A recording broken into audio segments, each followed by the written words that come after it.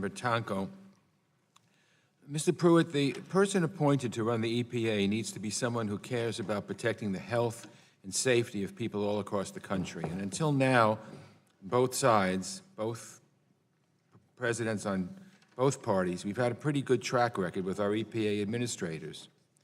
But your time in office really has been different. Your tenure has been stained by repeated abuses of public trust and violations of ethical guidelines that are designed to ensure that the government's business is conducted with impartiality and integrity.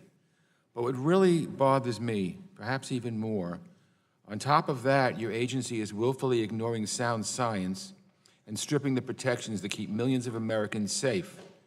You are making our water less safe to drink and our air less safe to breathe.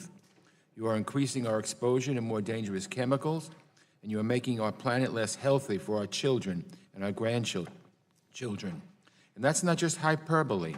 Under your leadership, Mr. Administrator, the EPA has weakened standards for ozone pollution, proposed a repeal of the Clean Power Plan, announced a repeal of the Waters of the United States rule, abandoned the once-in, always-in policy that aimed to lock in reductions of hazardous air pollution from industrial sources, withdrew the mercury effluent rule, delayed the implementation of safety procedures at chemical plants to prevent explosions and spills, withdrew a proposal to track emissions of methane and volatile organic compounds from oil and natural gas facilities, proposed eliminating the lead risk reduction program, announced a reconsideration of a rule regarding coal ash, announced a reconsideration of vehicle emission standards for model years 2022 to 2025, and we did a lot of work in this committee on these vehicle emission standards.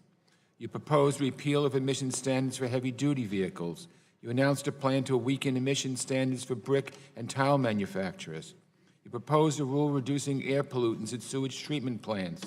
You've scrubbed the content of your website, including the page devoted to explaining climate change.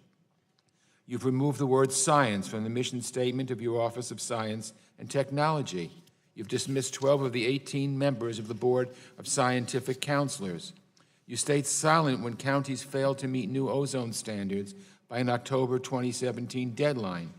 Your EPA has collected far fewer fines from polluters than any of the last 3 administrators during the same time. And more staff and funding cuts are looming, which means even fewer toxic chemicals and other environmental hazards will be measured, and the statutes that protect all Americans will not be enforced. There's so much here, Mr. Administrator, that I wish I had more time.